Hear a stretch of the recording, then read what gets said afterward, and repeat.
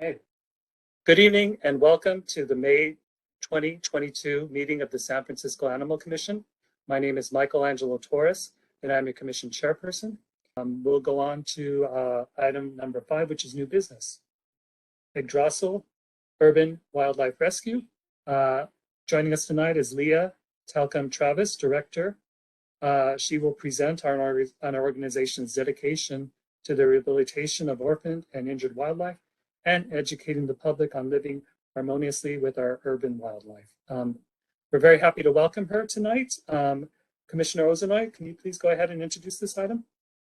Yes, thank you so much, Chair Torres. It is my privilege and honor to introduce our speaker, Lila Travis, who was here from Yggdrasil Urban Wildlife Rescue, which she founded in 1998, right here in San Francisco, a hidden jewel that serves our both wild animals in distress and fields calls at all hours of the day and night from people with questions, and and is just a wonderful organization that we are very, very excited to present to the public today. Thank you so much, Irina. So I'm Lila, and I look forward to talking with you about Yggdrasil Urban Wildlife Rescue today. I'm going to go ahead and share my screen, if that's okay. Let's see if I can do this right. All right, so I'm the co-founder and director of Yggdrasil Urban Wildlife Rescue. And we are a wildlife rehabilitation organization in partnership and permitted by the California Department of Fish and Wildlife. We're a 501c3 nonprofit, and our goal is to heal the sick and injured orphaned wildlife animals brought to us to ready them for release back into our urban wilds, and to educate people of all ages in the wonder and enjoyment of wildlife and nature and why it is so vital that we protect it. And we hope that we also teach patience and compassion so that urban wildlife is viewed in a more positive light by everyone, not as pests, but as important cohabitators of our environment. So I was very tickled to be invited to present today, and I'm just going to go through a very quick history. I was born and raised in San Francisco, but in 1996, I actually moved to Oakland. And that was quite an experience because San Francisco is very urban. I grew up mostly in the Sunset. And when I moved to Oakland, I was suddenly surrounded by all these trees and, there was space between the houses, right? In San Francisco, it's all very, very tight. And in 1998, the concept of Yggdrasil wildlife was born because of several events that took place. In an opossum went catatonic on our porch, and my husband and I wanted to help. It turned out that she was a nursing mom, and she was my first lesson in opossum nursing fatigue, which is when they nurse out more nutrition than they're able to take in, and they'll just collapse. So we ended up taking her in and learning about what wildlife rehabilitation is. And at the time, there were no wildlife centers in the direct immediate area where we lived. You had to drive, to Walnut Creek or all the way down to Fremont. And so the spark was born because of that opossum. We decided that we would try to start a wildlife center in the immediate Oakland, Berkeley, San Francisco, Alameda area. And then there were additional factors that caused us to be excited to pursue this, which was that I've always enjoyed working with children, and there was a housing project around the corner, and the interest of the children as we nursed this mother opossum back to good health while she raised her babies and then released them back into the wild was just very inspiring. So that was a big part. And then there was also the squirrel nest that fell. I had never had a close-up experience with squirrels, and that definitely was a life changer for me. So all of these factors led to the development of Yggdrasil wildlife. We started our process to get our permits with the California Department of Fish and Wildlife in 2001 when Tom Belt was in charge. It took a long time because Tom retired, and we apprenticed for several years with the Ohlone Wildlife Center, and then finally, got our 501c3 paperwork together and became a nonprofit in 2004. We had a third of an acre facility in the Oakland Hills, but we lost it in 2011. And that's what brought me back to San Francisco, which only reinforced and strengthened my relationship with the San Francisco Animal Care and Control. So we are still 100% volunteer run after 20 years, and we currently have 117 volunteers. And those volunteers are, ranging in transport volunteers, on-site volunteers, people that come and build cages. It's just wonderful. We partner with many animal control agencies around the San Francisco Bay Area: SFACC, Berkeley Animal Care Services, Oakland Animal Services, and Alameda, even Hayward, actually. You may have noticed a few friendly faces here. And other local agencies who have worked with us too. This is the Coast Guard from the island of Alameda, and of course Fairyland in Oakland. They worked with us for a while, and some of their staff became wonderful foster care volunteers for many years. So in 2011, we rehabilitated 292 animals from San Francisco County, which is nearly half of all the patients that came into our wildlife center. Just slightly beat out by Alameda County, which has a lot more cities in it. And we're able to operate on a shoestring budget of around $50,000 annually because we're 100% volunteer run. So our programs include emergency hotline response with our transport team and our rescue response team. We do education through events. And of course, our main program is wildlife rehabilitation. And I'm going to talk a little bit more about that shortly. So our emergency response hotline is saving animal lives while soothing citizens who have, I've gotten so many calls in the middle of the night. Oh my God, I just saw a deer get hit by a car. What do I do?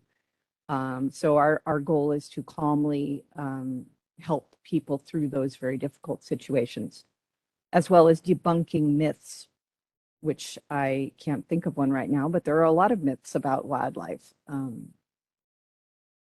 So the wildlife hotline, we will text people these wonderfully helpful images that can sort of guide them through. Oh, I'm so sorry.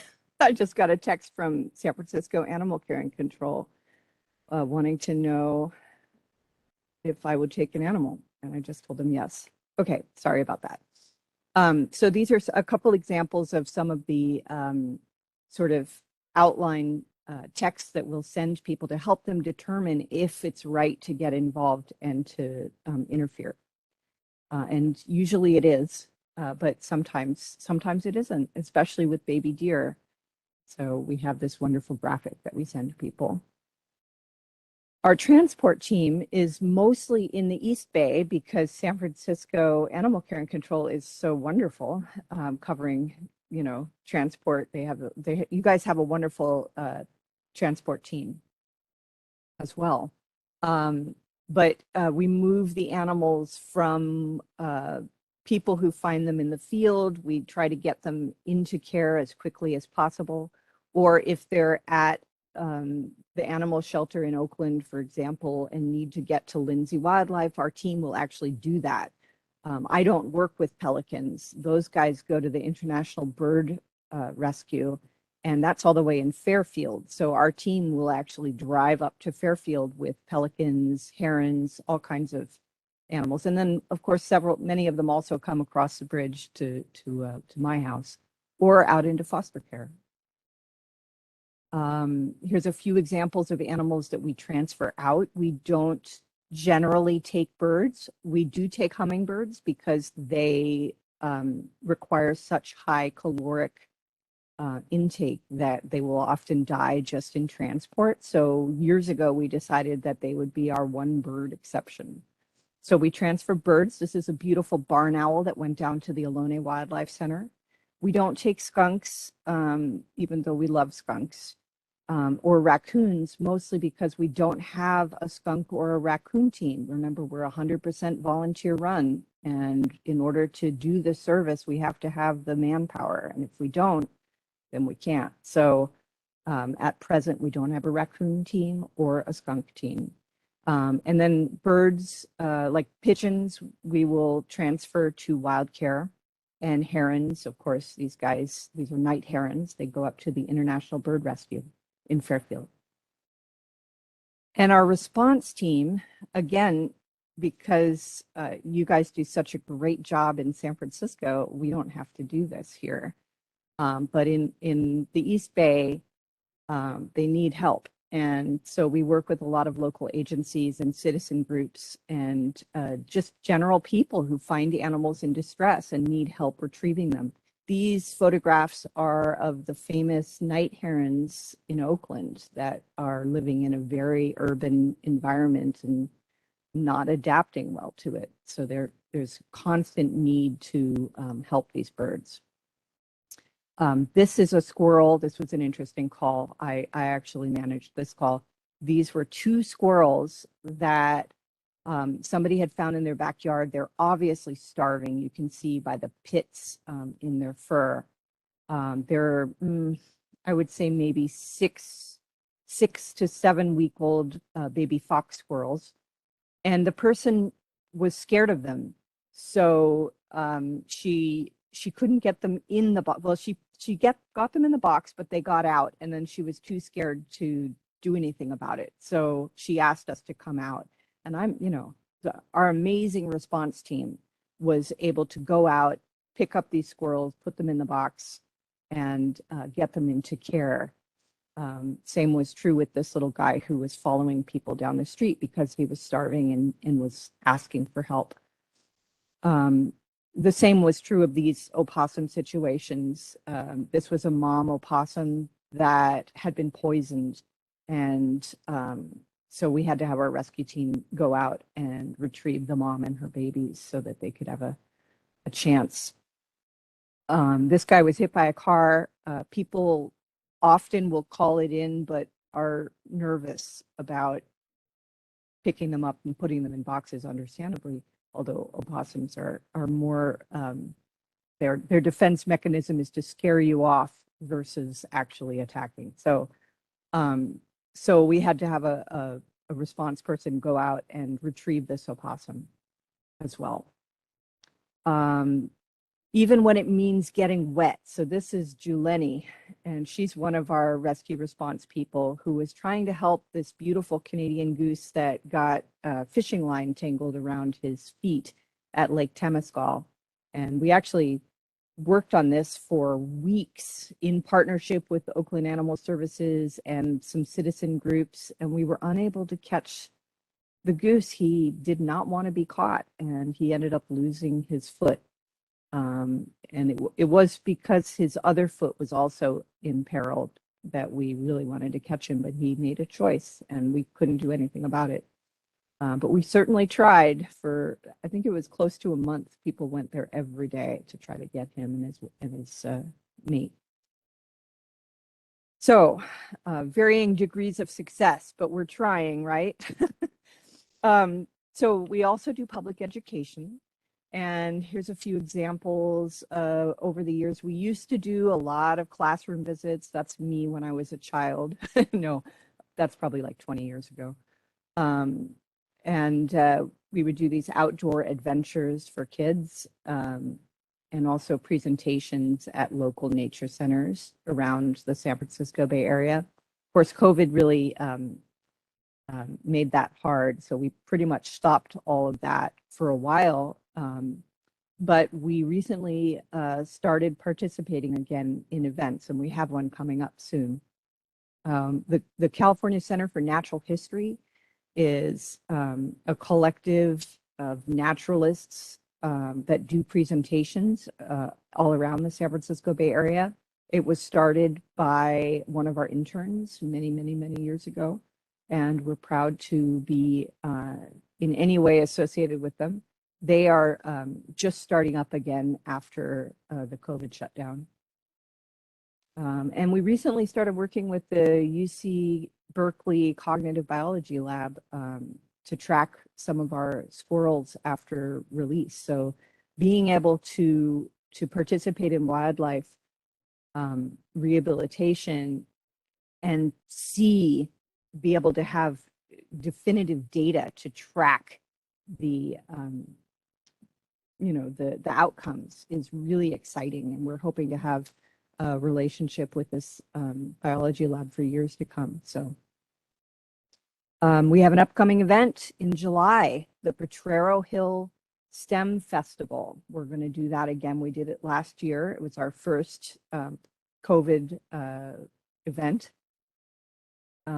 So it's all outdoors, and we felt that it was pretty safe. I believe, Irina, you were there managing our tortoises, and the children were brushing them with toothbrushes, which was really, everybody just loved feeding apples and brushing them with toothbrushes. It was great fun. So if you're around in July, please feel free to join us over here on Potrero Hill. So our third program is urban wildlife rehabilitation. So we have a foster to forest program. Essentially what that means is foster care of orphaned baby wildlife. We raise them to be released back into the wild, but there's a process, right? So when they're little babies and they're having to be nursed every few hours or kept indoors in an enclosure, like a cage, then they're in our foster care program. And again, this is an all volunteer program that I train people how to do properly in accordance with the California Department of Fish and Wildlife. And it can be incredibly rewarding. It's a lot of work, but it's really great.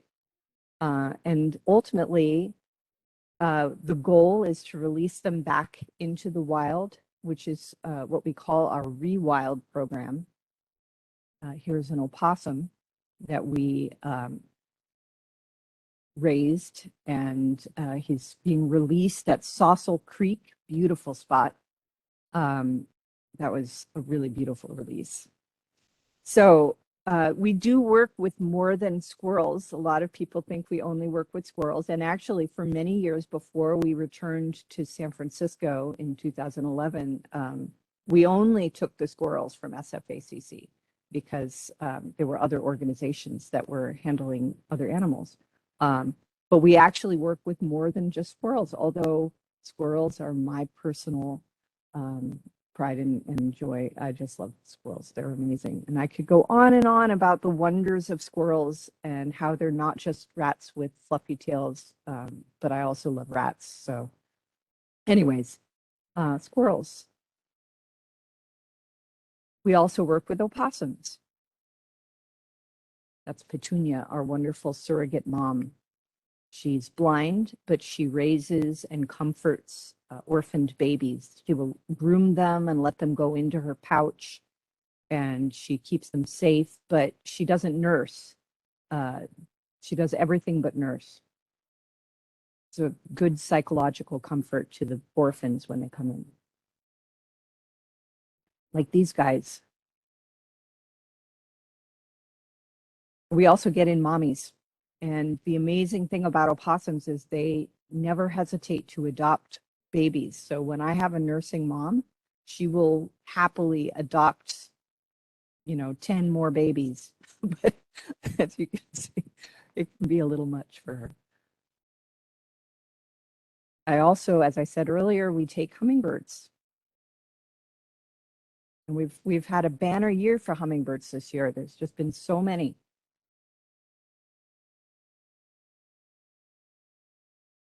And fawns.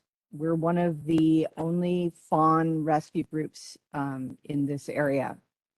We partner with other fawn-specific rescues so that these deer get back into the wild with the least amount of habituation possible. And miscellaneous rodents.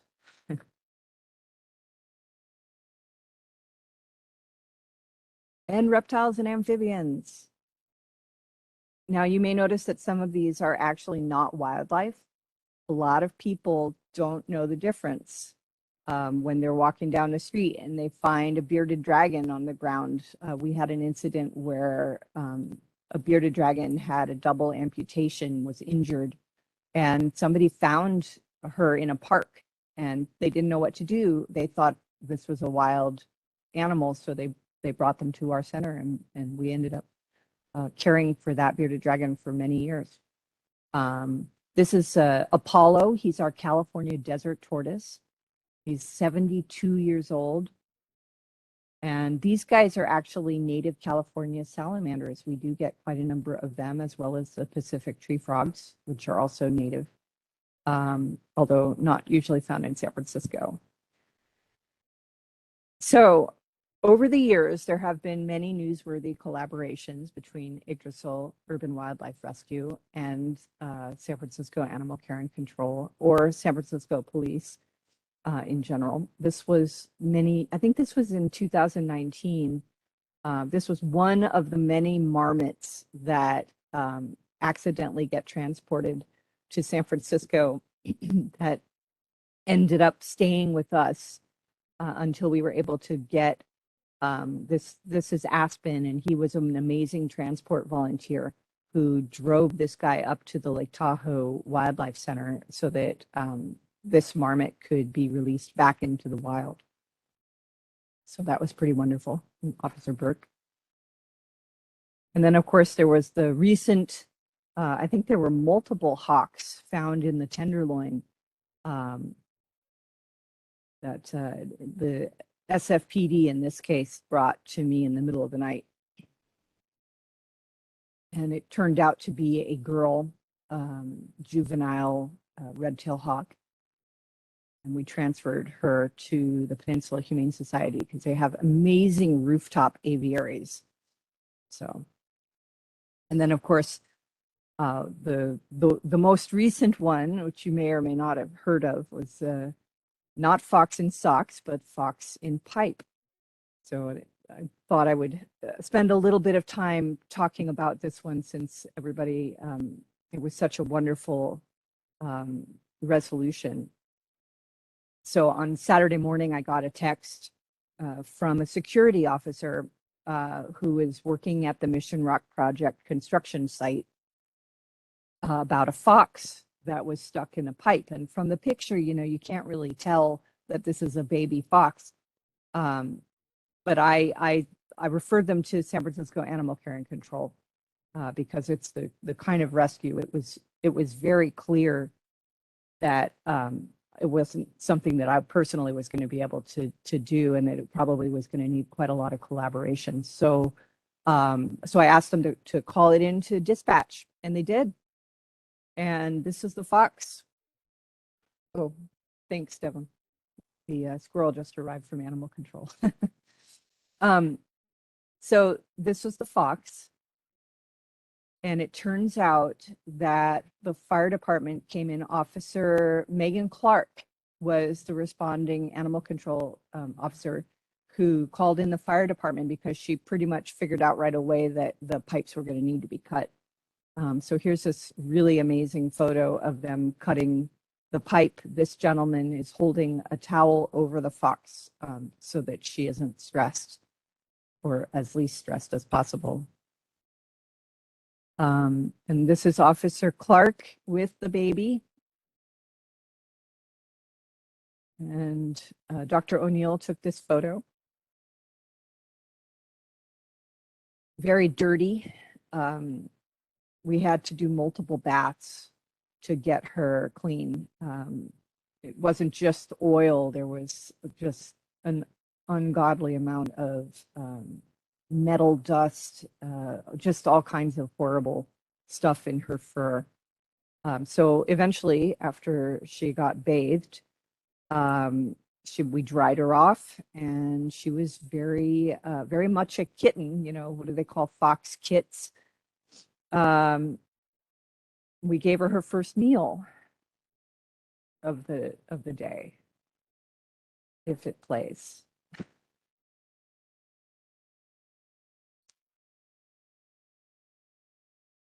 It may not play.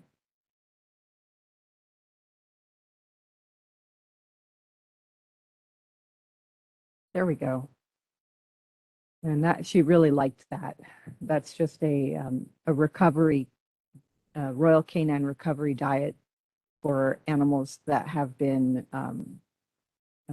suffering from emaciation and dehydration, as she was. And Dr. O'Neill had given her fluids at the hospital. Let's see, how do I advance? She had a bunch of wounds, superficial cuts and scrapes. She had quite an abrasion around her shoulder area, lower neck, shoulder area. But again, mostly superficial.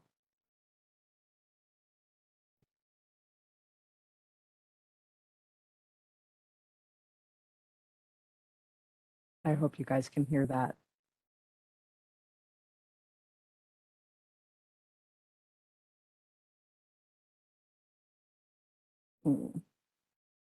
So after her meal, she became very feisty, which we like to see that.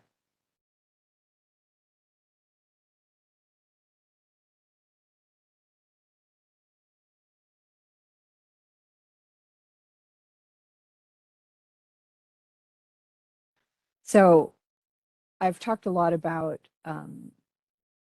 when she was with us, but what hasn't been announced yet is that yesterday we transferred her out of our wildlife center, because we are in San Francisco and we we have a very tiny space. We don't have a facility that's suitable at this time to rehabilitate foxes. She needs a lot more space than we can provide. So we did find, I don't know if I talked about this, but I heard back from the company, the construction company. The pipe had been in a storage yard in Newark, California, and it had been transported to that construction site. So we actually believe that this fox was accidentally transported in the pipe from Newark, California, and trapped in the pipe on the construction site in San Francisco. And that's why she tried to get out through that tiny little hole and got stuck. But it turns out the company gave me the address of the storage yard, and I worked with the director of the Ohlone Wildlife Center, who's in Newark, and they're very close by to that initial storage yard area. And the director actually knows the colonies of foxes that are in that area. So when our sweet little girl here is able to be released back into the wild, she's going to be released back into her original colony, which is just amazing considering everything she went through. So as of right now, she is enjoying one of the smaller enclosures at the Ohlone Wildlife Center that's designed for foxes. And she's very curious and excited to have her own space. She's thoroughly exploring. There's a lot more cover in it than it showed in those pictures. So there are lots of hiding places for her to feel comfortable. But so that's the update on our fox. And thank you so much. And that's Yggdrasil Urban Wildlife Rescue. Do you have any questions for me?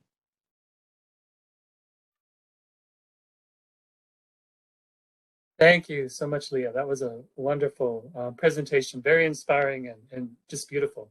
And again, the images were wonderful and just, well, it was just really amazing. I'll open it up for questions from the commissioners, and then afterwards we'll open up public comments. But I did have one question.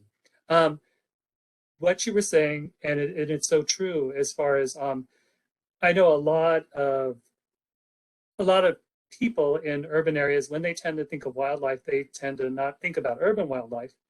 They tend to think of wildlife as being something that lives someplace else.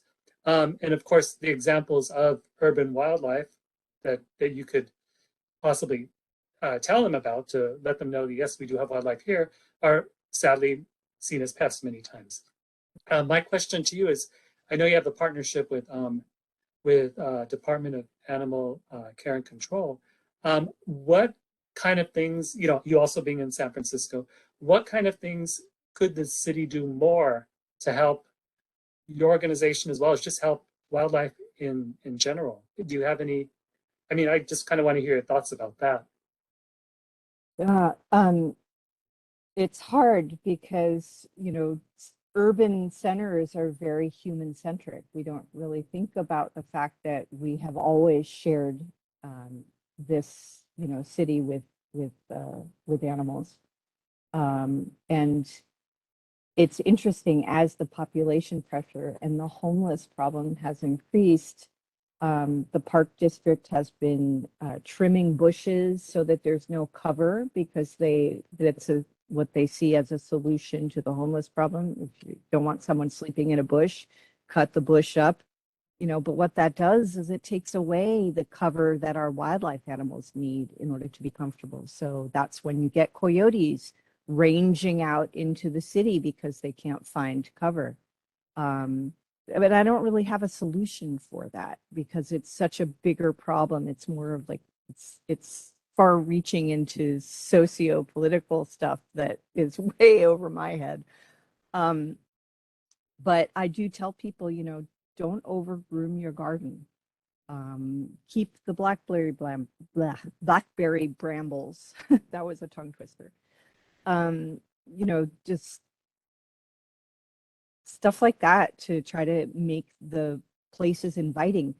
And then if you're going to feed the birds and you don't want to feed the rats, bring the bird feeder in at night so that you don't encourage the native rat population that has always lived in human dwellings.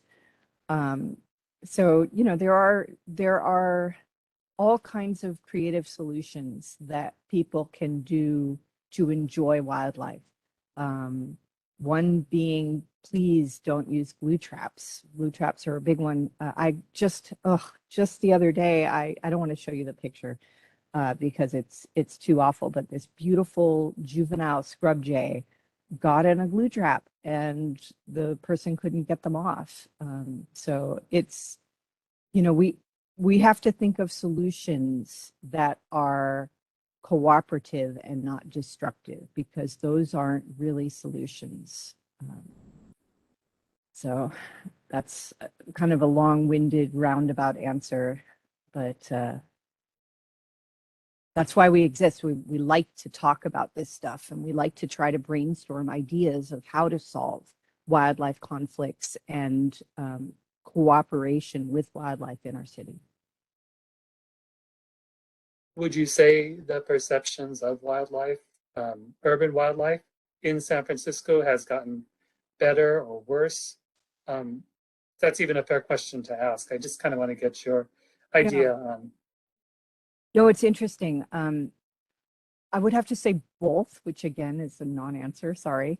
But it's like over the course of COVID, when we all shut down, people stopped going to work, but they didn't stay inside. They went out to local parks and they got to interact with wildlife a lot more. And that's why we had so many more animals coming in.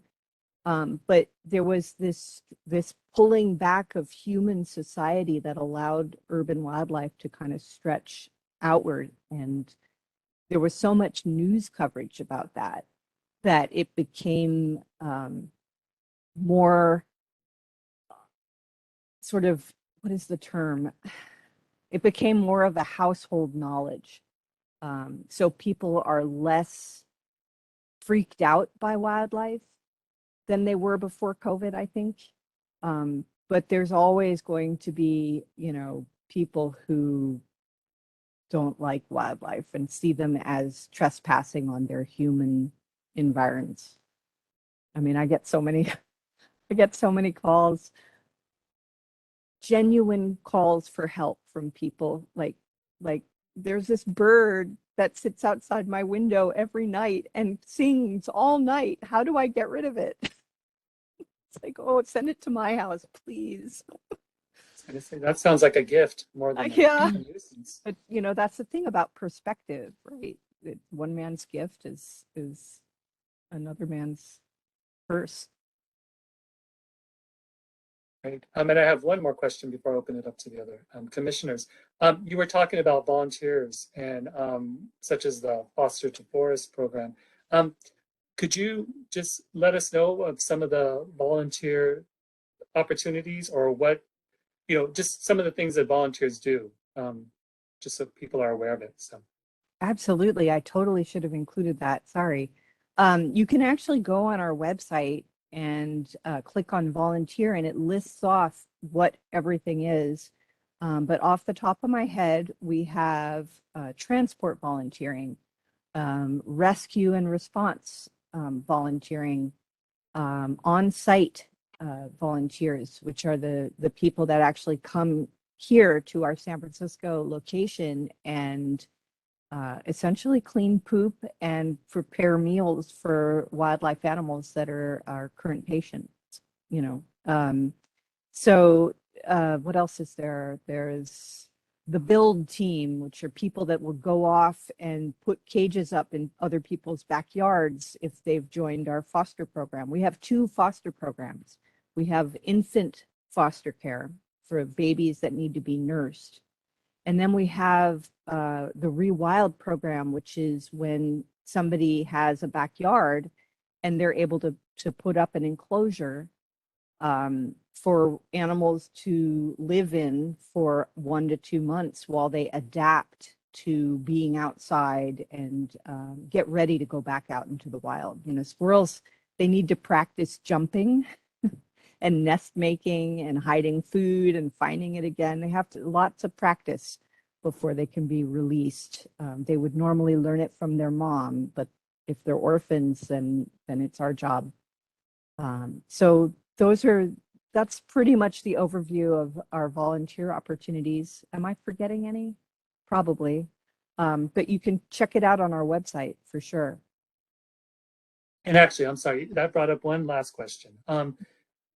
Concerning, you just mentioned about, the build volunteers, those that go and build when people have backyards. A lot of us in the city do not have backyards. We don't even have front yards. We don't have any yards. Yeah. Is there any way that people like, in that kind of situation can assist with any kind of fostering? Or I mean, there's other ways in which to volunteer, but is there something that they can do as far as like fostering? Are there animals that they can help with in that case? Absolutely.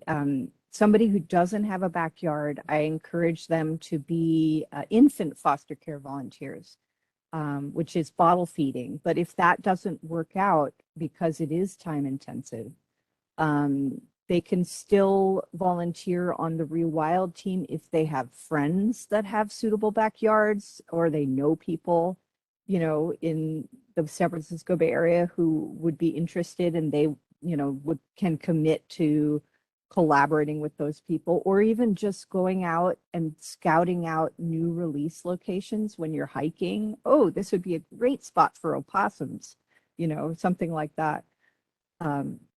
There's all kinds of, we're very, because we're all volunteer run, we're very adaptive and open to anybody's ideas about how they can get involved. And then I didn't even talk about social media volunteering, grant writing, which is non-existent. There's all kinds of administrative, wonderful things that have to also happen in order to make all these other programs take place. So, very true. Well, thank you so much. Do any commissioners have any questions or comments or anything to add to the discussion?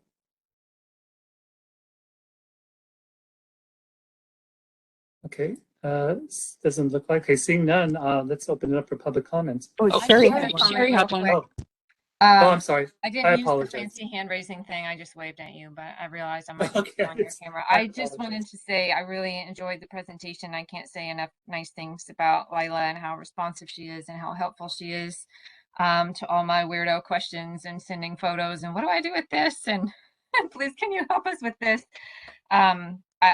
It's a great relationship and I'm so glad to have her as part of our team. To be official, I personally did not take that photo. That was technician Angie took that photo and gave the fluid. So props to her for the little fox. Thank you, Angie. But yeah, I was really stuck about what we were going to do with that. So I'm really glad Viola was able to take her.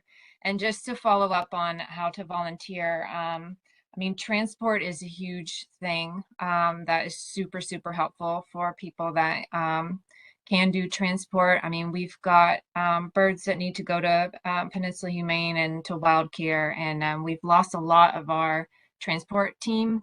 And we kind of have a little group of volunteers that we could call on. But I think with gas prices being what they are, a lot of people are more hesitant to drive. And it's been a problem for us. I don't know if Lila has the same problem, but transport would be always appreciated whenever that's possible. So just Yeah, wanted we're definitely having that problem as well, I've noticed. Also, as things have opened up and people are going back to work, they don't have the time yeah. to respond. And it's really heartbreaking. I'll get these calls from little old ladies that found an injured animal and they don't drive and they're elderly and they can't get it into a box themselves and they don't know what to do. And, it's like in Brentwood, I can't drive myself to Brentwood with 75 animals that I'm taking care of. So it's the transport teams are so hugely important. And I see at least a couple of them in your attendee list right now myself. And I just want to say thank you. Thank you so much. And let's talk more, Sherry, about the transport so that maybe we can collaborate a little more closely on that as well. And I appreciate our relationship as well. It's always delightful getting your weird questions, which are not weird. You've helped Great. me a Thank lot. you, Dr. O'Neill, as well.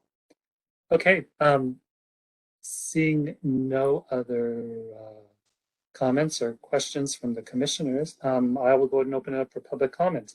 Members of the public who wish to make a comment should hit *3 on their phone to be added to the speakers queue. Let's see if I see anyone. Okay, I see one person. I'm not too sure if this is someone from the previous comment, but I'm going to go ahead and mute you.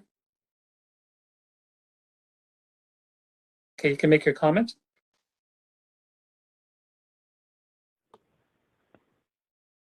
Is anyone there? Okay, it might have been someone from I recognize the number from a previous, so we'll go ahead and mute that line again, and then we'll close public comment. I actually see another hand up. Oh, you do? Okay, I apologize for that. Let me go through it again. Thank you, Commissioner Ozunoy. Okay, great. I do. I apologize for that. Okay, I'm going to unmute you. Oh, Thank you. hi. My name's Michaela. This is my first meeting, so apologies if I'm not doing this correctly. But I actually had just a question on the presentation, actually. So, have there ever been like successful like cases of integrating like Okay, let me backpedal. Sorry. So there's this really great organization called Wildlife SOS that has successfully eliminated dancing bears completely in India. And they did this by working with the nomadic people that were using and abusing the dancing bears and like teaching them trades and stuff like that and to actually benefit society. Have there been any like successful programs anyone's aware of or steps to like perhaps help like people who are not who are homeless or struggling in some way and like actually having them somehow help these like wildlife initiatives? I don't know if this is like the right format for this, so apologies again. It's a wonderful idea. Um, I I don't know if there are any programs at this time in California doing that. I know that there are programs to help horses and dogs, which is a way for people to sort of get back on track, humans. But I don't think there's anything wildlife related like that. But it's a great idea, and if that's something that you want to take on, give me a call and let's talk, because I'm open to. Like I said, we're a scrappy all volunteer organization, and we're always open to exciting new ways to make the world a better place. Awesome. I'll probably reach out to you. Please do. Thank you, Michaela. Thank you for your call. Okay, let me just double check again. As I mentioned, the little icons I'm seeing are a little hard to read sometimes, so I apologize for almost missing that call. Thank you again, Commissioner Ozanoy. It looks like we have no more callers, so I'll go ahead and close public comment for this agenda item. And again, thank you so much, Laya, for being here with us. As I mentioned before, your work is so inspiring, and we really appreciate all you do for the community. So again, thank you for sharing your evening with us tonight. Thank you. It's a huge collaborative effort, and I'm very grateful to everybody that we work with and all of our volunteers. Great. And yes, and thank you to your volunteers who joined us tonight as well. We really appreciate everything that you all do. Thank you.